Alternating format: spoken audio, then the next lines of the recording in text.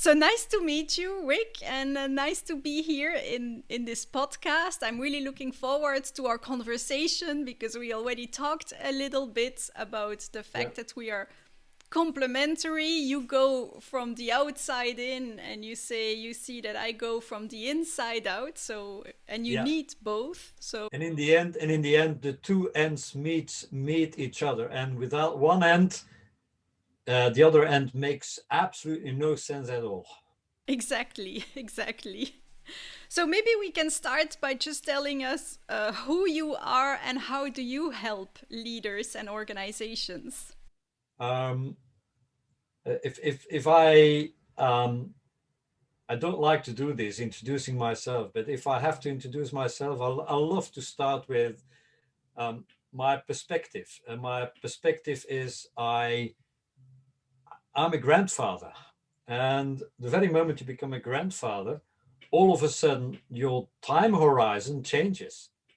All of a sudden, I have grandchildren that were born in 2020. And when people talk about the year 2100, um, the next century, for me, I will never live to the next century. But I have grandchildren that will live to that century. So when we talk about problems like people and planet um, and the year 2100, all of a sudden that becomes very real for me. So that has changed my perspective. So where do I come from? I have a pretty long history in business life. I've been at sea level in not that many companies, but many departments within companies. I've always been the troubleshooter that loved to take on challenges, and the more challenging it was, the easier it was for me to be allowed to think out of the box, because in large organizations you're not always allowed to think out of the box, even if you're at sea level. But if you inherit a department that is in deep shit, then nobody cares whether you think in or outside of the box, as you solve the box. So that's what I've been doing in business life. I've been doing that for over 20 to 25 years on sea level, even as a CEO of a company. Um, and in 2010, um, after 25 years of running companies, I was kind of, what's next? And because I've always been very into technology, to think out of the box and to out clever my competition, not on products or services, but on other stuff, data. How could I use data to out clever my competition? Things like that. I implemented my first CRM system in 1988, and that then CRM was not even coined as a term. Um, I was asked by companies like IBM and Microsoft to come on stage and kind of inspire other business leaders how they could use technology to put the customers in the center of the universe and to out clever competition. So that's why how I ended being on stage and doing keynotes. I've been doing, I think, over 1,200 to 1,500 keynotes ever since, worldwide on the five continents. And because they also asked me to help them to not only inspire other companies about how they could use technology, but also to kind of bridge the technology suppliers and companies and the companies and the technology suppliers.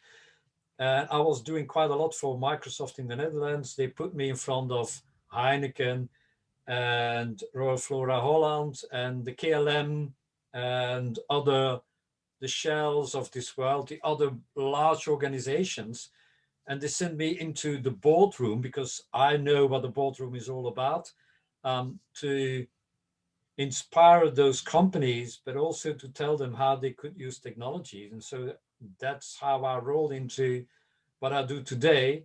That is flying around the world before COVID-19. Now I still fly around the world with my words, but not with my body.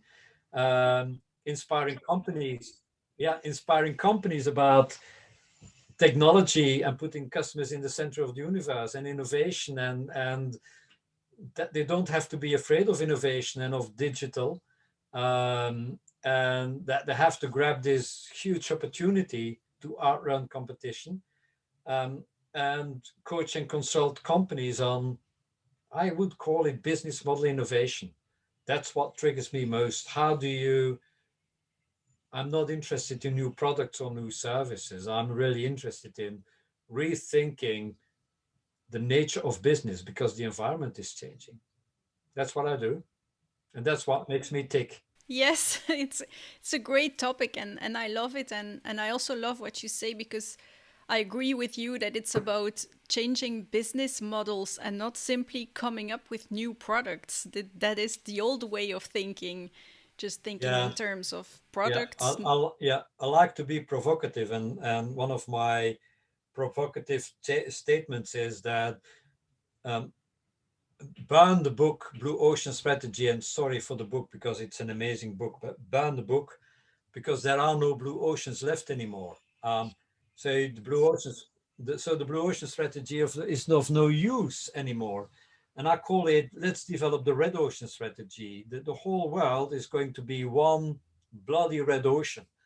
There are no blue oceans left. So you have to develop a red ocean strategy. And a red ocean strategy is, let's start from the customer and let's develop, let's focus on the problem and not on the solutions, and not try to come up with a better solution to the solutions that already existed, but come up with new solutions. And yeah, that's a blue ocean strategy.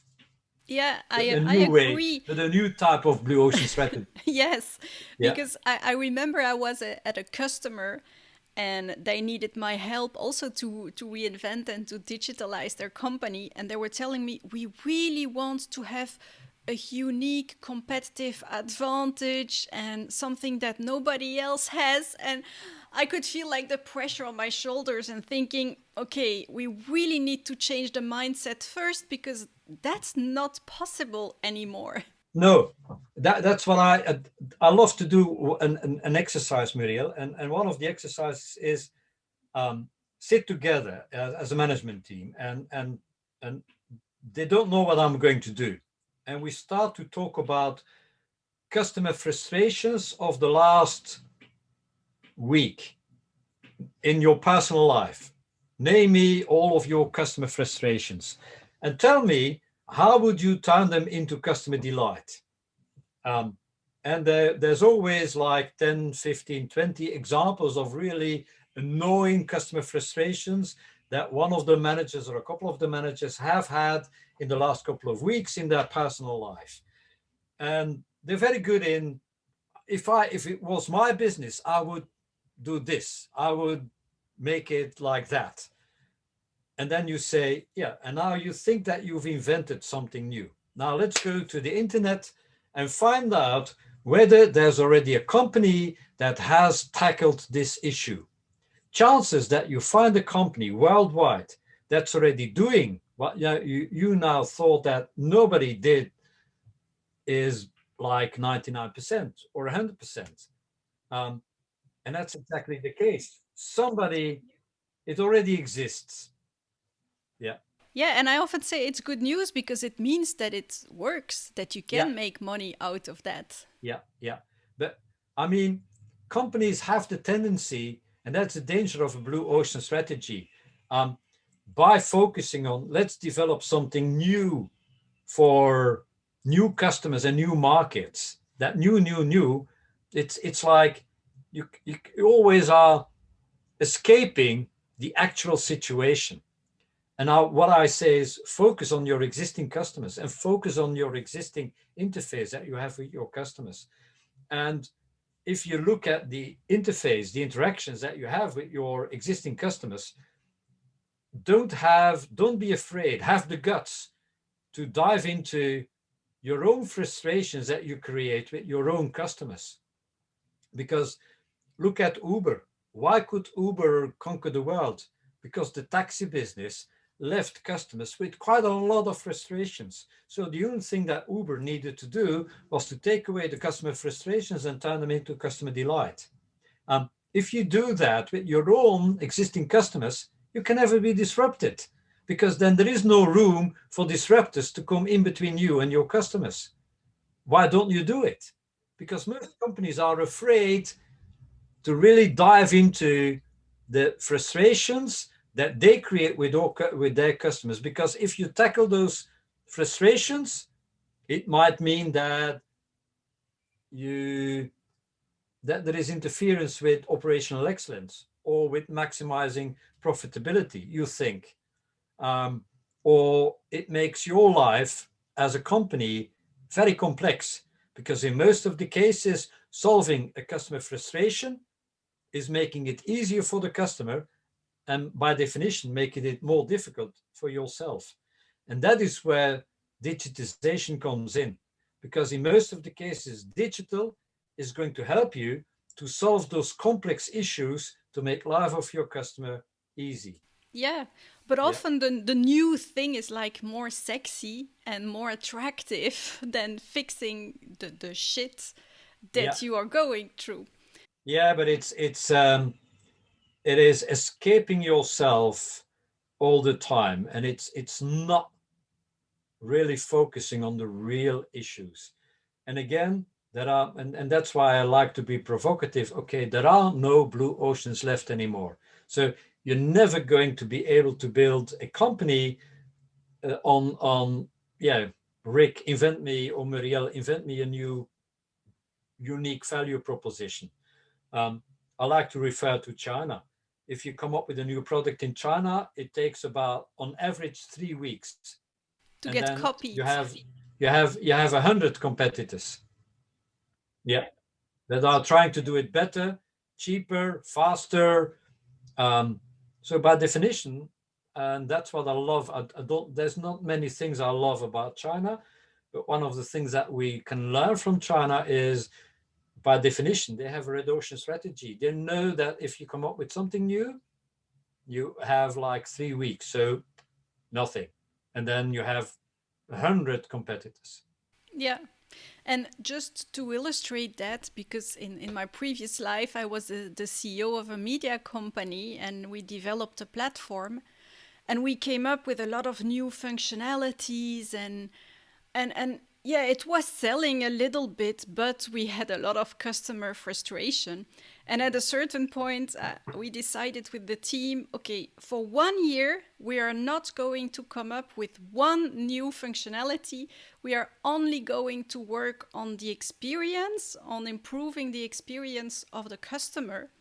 And that's when we got our exponential growth. Murielle, I had exactly the same. I was running a production company, or I inherited a production company. I was asked to manage a loss-making production company in 2003. And I started there, and the rules of the game in the industry was that you had to come up with 10 new products every year. That was kind of, if you didn't do that, you were lost. 10 new products a year. And on average, out of those 10 products, one or two became successful. Um, and what I did in between 2003 and 2008, for 5 years, I didn't introduce one new product, no new products. Um, the only thing I did was, how can I improve the interaction in between my products and the users? Um, and I had exponential growth by breaking all the rules of the industry and not introducing one single product. Because customers, I had a product with a life cycle for end users of 9 years.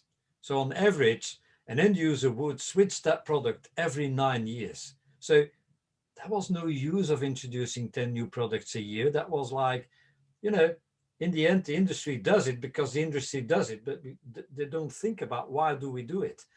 And um, so that's why, if I talk about red ocean strategy, I know what I'm talking about. I've been applying the red ocean strategy myself and been very successful with it. Yeah. Nice. And Yeah. but now you have decided to, well, it's still the same it's still the same area, but you have decided to go towards like the smart economy or the Yeah. smart ecosystem economy. Yeah. So, what is the link between your smart ecosystem economy and this blue or red ocean strategy that we talk about? Um, I mean, if you want to be aware of customer frustrations, that's one. But if you're only aware of the customer frustrations and you don't act upon it, and if you act upon your customer frustrations, you do something, you change something in the relationship between you and your customer, then you have to be okay. I change something. Do I change that to the good or the bad? Because otherwise, it's just an assumption. You have to check the assumption. And in order to be able to check the assumption, you need to have short feedback loops. And how do you create short feedback loops? That is turning your company from a traditional company that has products and services and has interactions and has customers to becoming like a human body. And a human body is something completely different. And I call that an ecosystem. The elements in an ecosystem, think about it as a company, is you need a body, you need an infrastructure. That's good because that is your building blocks. Most companies do have a strong infrastructure.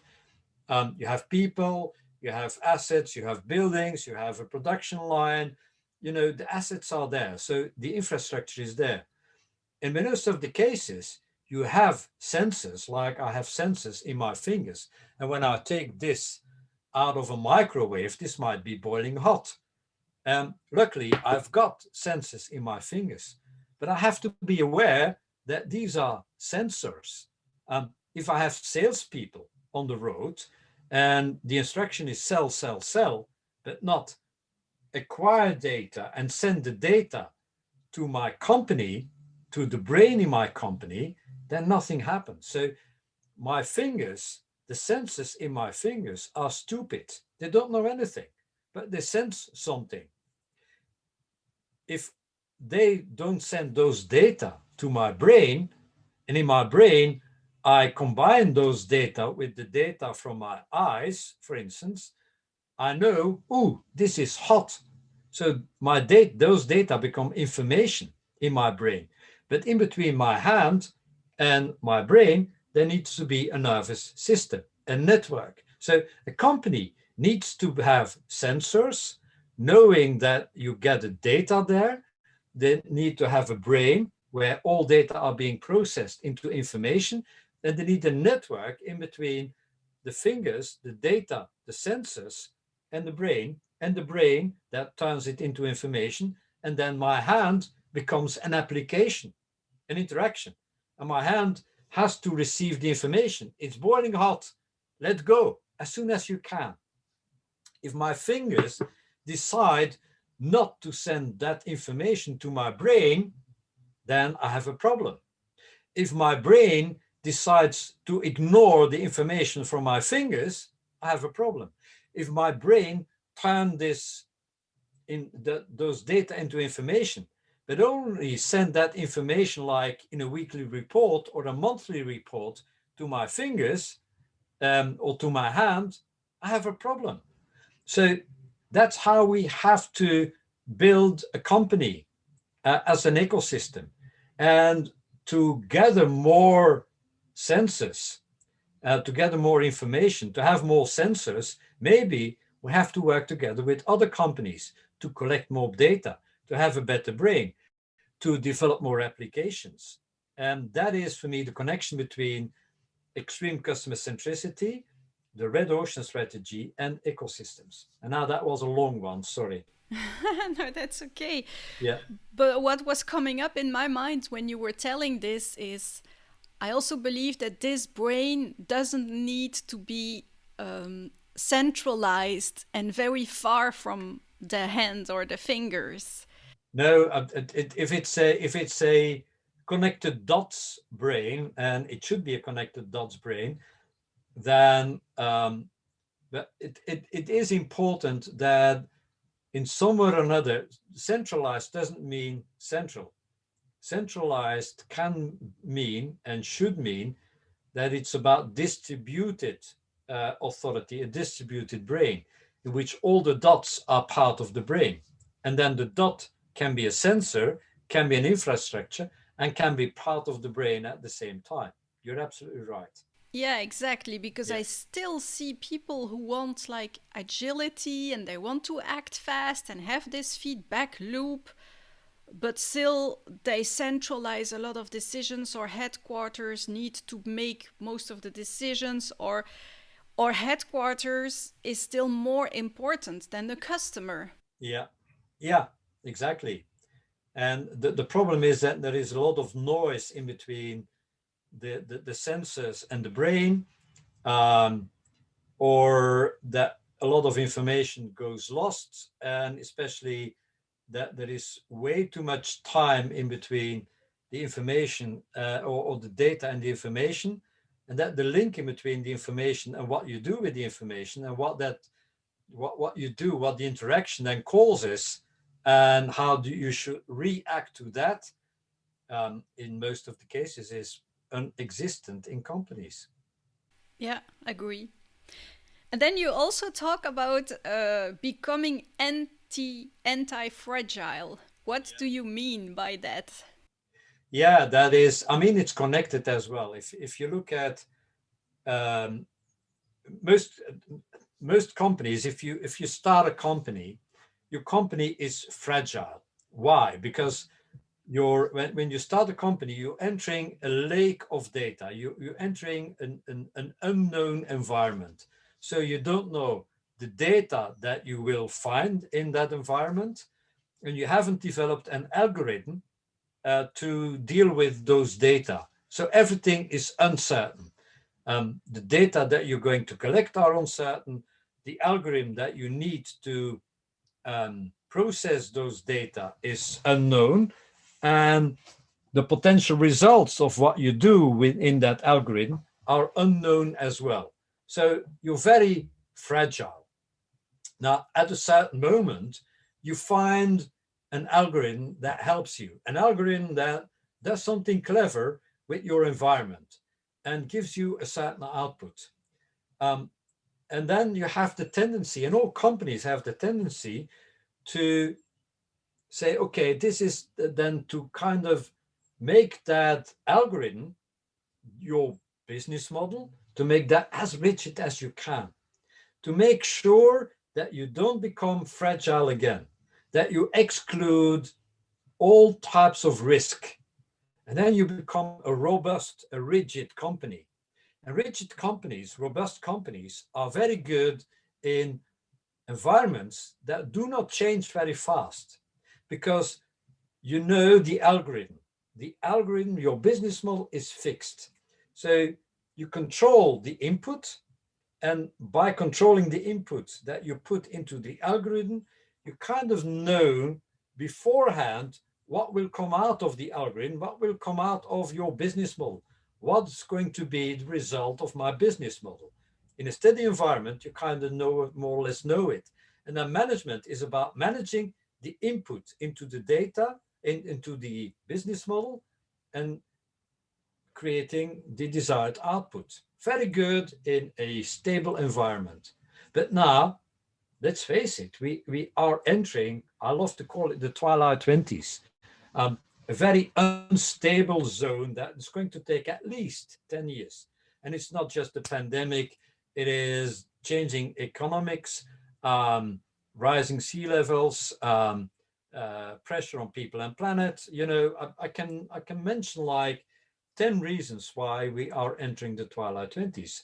And if you enter an unknown zone with a robust business model, maybe the robust business model cannot handle the new data because it was never made for those new data.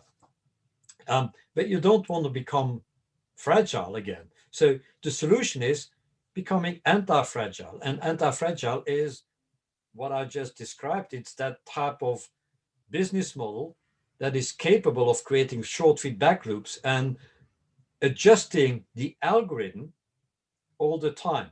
So adjusting your business model all the time, not trying to adjust the data that you put into the rigid business model, but adapting your business model, creating, and I know it's a technical term, creating generic algorithms that adapt themselves to a new environment. And that's a terminology that comes out of artificial intelligence. It's to create a learning organism, a self-learning process in which the process as such adapts to the changing environment and the changing data that you put into it, to not create the best outcome, but to create an optimum output, an output that is the best of, that gets the best out of that data lake. I know it's pretty um, new for most companies because it's talking not about a fixed business model, but about a dynamic, changing business model. Yeah, and I like what you're saying because I also try to teach the leaders in my courses to embrace chaos and structure. And we are not used to chaos and we don't like chaos because we don't have control in that environment. But in chaos, that's where you get creative, that's where you get innovative. But then when you have your idea, you need the structure to implement it. Yeah. And then at a certain point, you need that chaos again because things are evolving and what you put in place might not work as well anymore. And so it's constantly going from one to the other. But maybe you can also answer this question: how can a leader navigate through chaos and structure? Again, and you described it. That is, it's about dynamic balance. Um, out of chaos, you get energy, and without energy, you don't create anything. So you always need chaos to get the energy and to create something, and then to implement it, you need to structure it. Um, so it's always a dynamic combination of the two. Um, you have to structure to be able to scale, but never fall in love. And I think that is the core. Try to avoid falling in love with the solution. Try not to fall in love with the structure, because the very moment you fall in love with the structure, you and You lose once you are in perspective. love, yeah, and one yeah, but once you are in love with the structure, you try to avoid any risk, and we make the mistake that we in our mind we we make a connection between chaos and risk, um, and we think, okay, if we create chaos, we create risk, and we don't want to risk our business model, so we want to avoid chaos. And there we forget that we need chaos as a source of energy to create something new. Um, and so, what we need business leaders to convince is um, not that they should embrace chaos, but that they should be looking for something new. And new is not a new product or a new service, but new is really the world around you is changing. You have to adapt your business model to that changing environment. So, by definition, you have to embrace things that are new, and you will never see them, and you will never have the energy to create something new if you don't embrace chaos. Yeah, I agree. But for a lot of leaders, that completely goes against who they are because we have been educated from a very young age to be to not make mistakes, to do everything that is requested, to be assertive and to foresee everything in advance. Yeah, but And that's not management, possible yeah, anymore today for everything. we have taught our managers, and I was trained as a manager as well, so I had to unlearn it as well. Um, you are teach you are yeah, you learn for 10, 15, 20 years, that management is about controlling risk. Now, if there's one thing that's not controllable, it's the uncontrollable.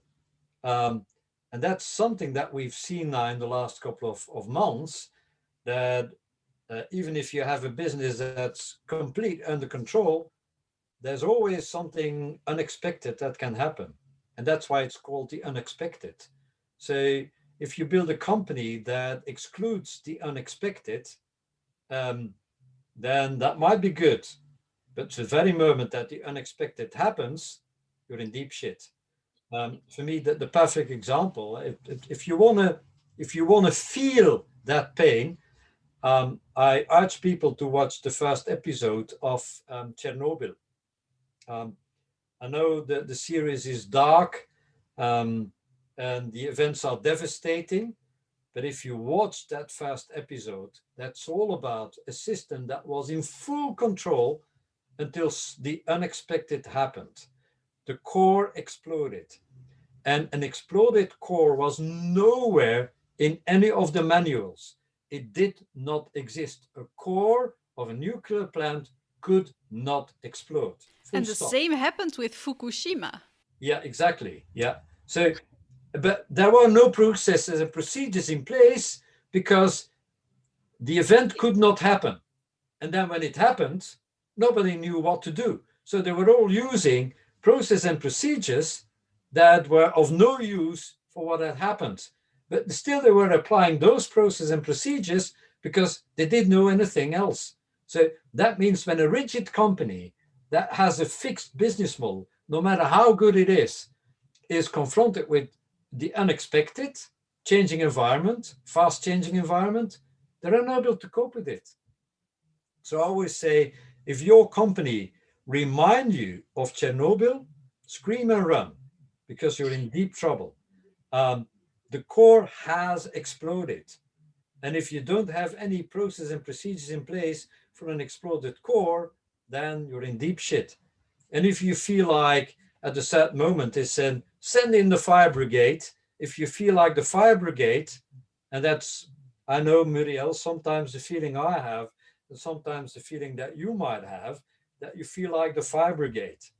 The building is on fire. Rik, Murielle, help us to put to stop Yeah, the fire. and then it's too late. It's too late. Yeah, the building is on fire. The core has exploded. Yeah, Yeah. exactly.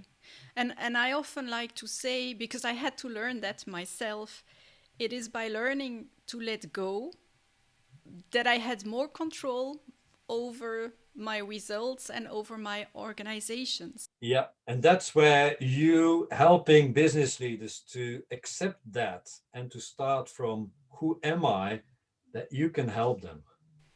Yeah, because what you say, like this whole ecosystem and becoming anti-fragile, you have to have a safe environment for that. Mhm. You really have to have a safe environment, and that is very much influenced by the leader that can create that safe environment. Yeah, I've got two abbreviations I use for that. First of all, I love to say to business people, that means that you have to become a chief. And a chief stands for you have to be connected. You already referred to that. Human, no? Yeah, humble. Ah, humble. Yeah, nice also. Humble. Yeah, Yeah, yeah, agree. yeah. Um, the I stands for integrity, because you're going to zigzag, but in the end, it needs to be based on something that is based on integrity.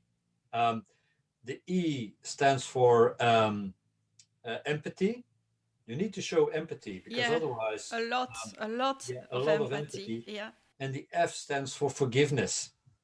Um, if you're not forgiving, then it's never going to happen because in a certain times and you zigzag, then you have to be forgiving to people that zigzag along with you, and sometimes they zigzag the wrong direction, but at least then you know that it's the wrong direction, and if you punish them for that, then, and that's exactly what you see at Chernobyl, nobody dares to take action because they're afraid that they get punished, because there was no forgiveness. And another abbreviation I like to use is the HEART principle. And the HEART stands for be honest, be ethical, be authentic, take your responsibility, and be transparent. I love your both acronyms. Really, Yeah. I love them because that is what I try to teach the And I leaders know, yeah, in that is organizations that's how to where become that's where that. we meet, Muriel. The only thing I do is these are the abbreviations. Um, this is what you need to be and need to become. I don't tell them how to do that, and I hope that you can tell them how to do that, because for me it's easy to tell them that's what you should become. That is, at least I inspire them, and that's the dream. But then in between realizing the dream and the beginning of the journey, there's a lot that they need to do, and I reckon that you can help them. Yeah, because what I notice is that a lot of leaders, they know a lot. They have a lot of knowledge. They know a lot of stuff, but it's not because you know that you are. And Yeah, so what I help them with is to become that person. And for that, you have to work with your emotions and even your body, yeah, and let go of things that you learned in the past. That's yeah. not And easy. that might be so. What you have to help them is to also assure them it might it might feel frightening, but it's not frightening at all. Exactly. Yeah, Exactly, but it's going out of your comfort zone and be a beginner again sometimes. yeah. And I can imagine you worked for, in most managers, for 10, 15, 20 years to be where you are. And then somebody says that you have to have the guts to act like a beginner again. Yeah, and I can to imagine. leave your Yeah, ego and your status behind yeah, you to become a human leader. Yeah, a yeah, humble leader. yeah, yeah.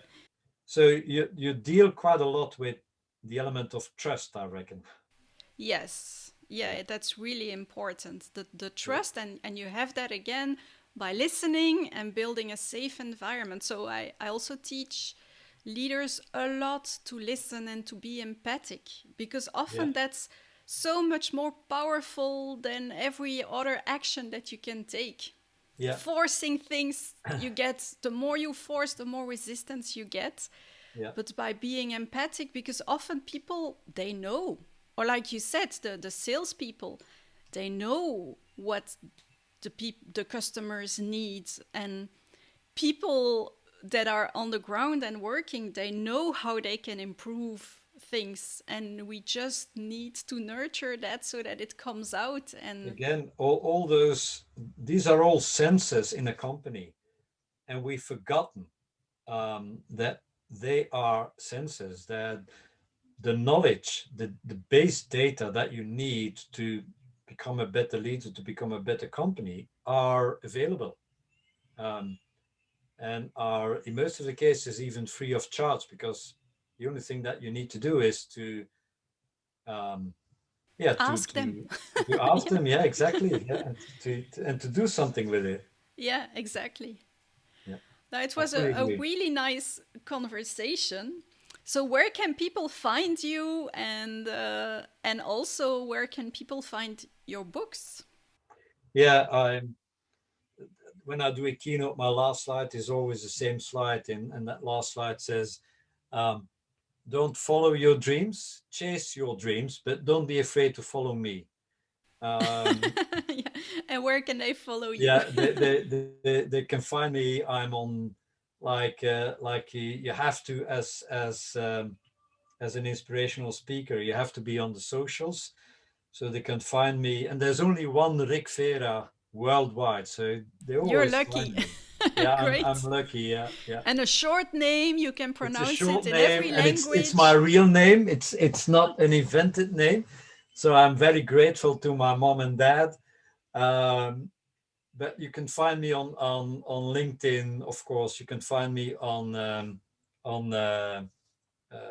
Facebook and Twitter. I have my YouTube channel, and my website is very easy as well. It's rikvera.com. Um, and there you can find everything that you might be interested in, like white papers. I've got a white paper that I've written at the beginning of the, and you can download for free, by the way. Um, that I've written at the beginning of the pandemic that is called Life and Business After COVID-19 and What to Do Today. It's about the 11 and a half things that every company can do. And I love that half thing. And I've written another white paper like a couple of weeks ago. That is a kind of summary of all my thoughts and doubts and new insights that I gathered in 2020. And I call the year 2020, and shoot me, I call it the year of inspiration. It's been the most inspiring year ever. And I've tried to put all that inspiration together in a white paper as well. Both white papers can be downloaded for free. Okay, well, we will Yeah, put the link in the show notes of the yeah, yeah. episode, so it will make it easier And there for is no people. business model behind it. I'm not going to haunt you with whatever. Um, I just want to share ideas. Yeah, Nice. Thank you. yeah, Well, it was really nice having you in this podcast. yeah. And I hope, Murielle, sooner or later we're going to meet because we have one more thing in common. We both like to teach. Yes, Yeah, yeah, indeed. yeah. I love that as well. If people ask me what's the most rewarding that you do since 2010, it's not being on stage. I love to be on stage and I love to do my show and get the applause. But the real satisfying stuff is teaching.